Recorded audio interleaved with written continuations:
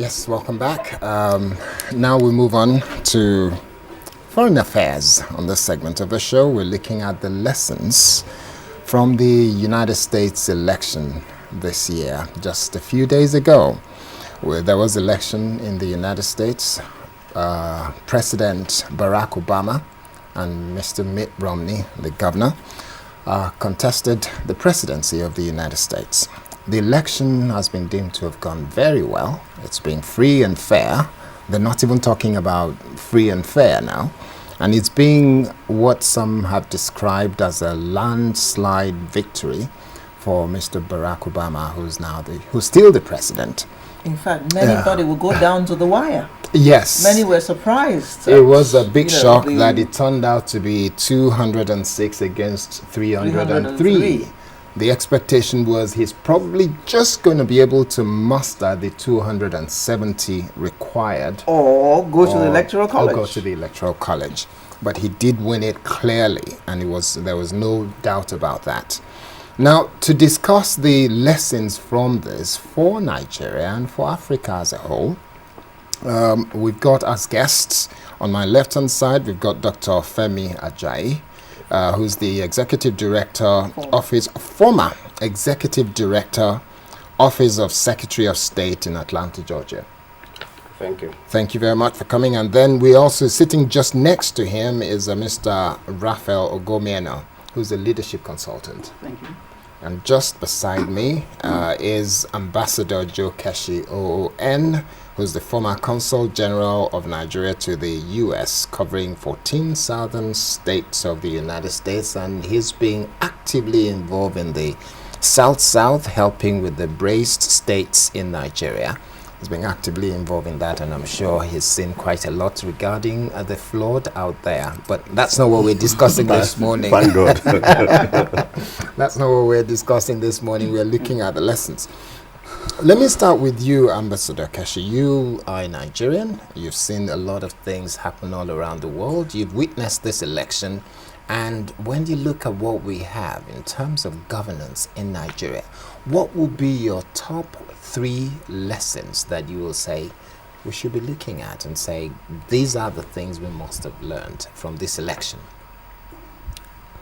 Thank you, first of all, and good morning. When you said lessons, I begin to wonder whether we actually learn lessons, because if you take the political party leadership in this country, since 1999, they've attended virtually all conventions in the United States, and our parties are still in crisis. So you ask the question, what lessons do they learn attending this convention? Simply means that no lesson is learned, because no internal democracy to start with, which of course is one lesson when you consider the fact that in the case of the Republican Party this year, they had to go through a gruesome, primaries before Romney, became the candidate. So it shows you clearly that, and there was no opposition when he emerged as a candidate. So it shows very clearly that once people see the process to be free and fair, there'll be no crisis on the party. So if there's any lesson we must learn, if we are ready to learn, it's for political parties in this country to allow internal democracy to exist in their respective parties. The second thing we must begin to watch out is organization. I was one of those who had no fear about Obama winning. The problem was what margin. I knew that after the first debate, Romney gained momentum. But people did not notice that momentum never at any time surpassed Obama's. Why? Because for the last 2 years, Obama has been focusing on organization. So they knew where the votes were. Their plan was to get out the votes. There was one black guy that registered 1 million people, new voters, to make sure that they voted for the president. So they had all the organizational plans, which is another thing we must begin to look at. That organization makes a difference in everything we do.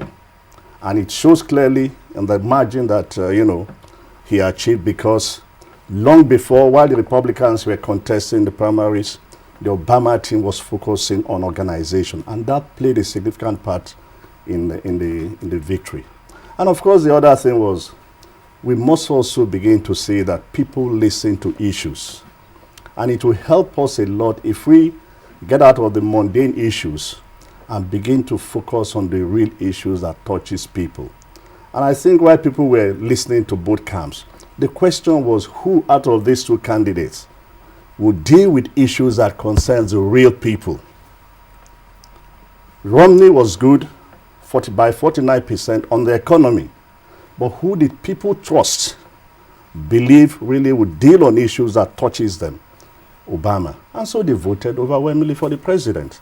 So again, if our politicians can just know how to connect to the people and be honest enough to discuss the issues that concerns people, I'll tell you what, this country will probably be a better place. I always say to people that we lost the opportunity June 12 because in this country, people voted for a Muslim ticket. We tend to forget that.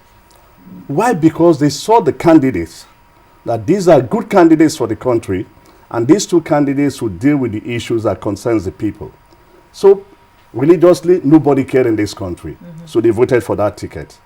So if we can get out of these mundane issues and elevate ourselves a little bit higher and begin to deal with the real issues, I think that we see a significant change in a number of things in this country. Okay, Dr. Femi Ajayi, if we look at one of the things that Ambassador Keshi just mentioned, which is organization, and I guess a lot of people will say, yeah, organization is not lacking because the word we choose to use in Nigeria is having a political structure. Now, if we look at the political structure that people have from their so-called neighbor to neighbor or whatever it is they're doing on the ground up to the national level, do you think we need to do more from the lessons of what has been done by Obama to win this election so clearly without any fraud or any unfairness to anybody? Thank you very much for inviting for this program, and then we congratulate Obama for winning that election. We all felt that well. He knows the tactics to use to make sure that you reach the people. Even considering his campaign tactics, $10, $5, that is how he was able to raise his money. And even getting more people that have never voted in their life to vote for him. It's a good tactic that he used. Talking about this country, Nigeria, in terms of organization, until Nigerians make a change in their mindset, nothing will ever go right. We believe that once they're there as the politicians and this like this, there, whatever they say, they cannot challenge them. It's not even challenges for them to actually make some suggestions to them how things could be done better than how they are doing it right now. But unfortunately, it's Nigerians themselves that actually have to change to make sure that we tell these leaders this is how to do things. Secondly, we should have some guidelines. And when we have those guidelines, it must be strictly followed. And it's in Nigeria that we say, no, we cannot do that, this is now. We always like short courses to do things.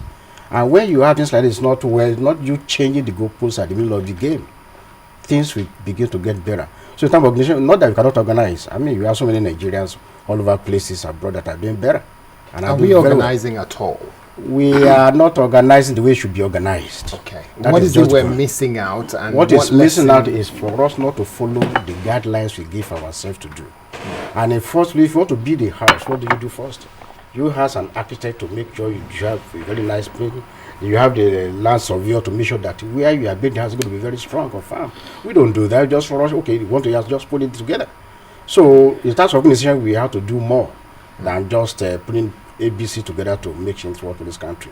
Okay, so after the election, I believe among the first people to congratulate Obama was Mitt Romney. Yeah. Did you listen to what he said? I listened.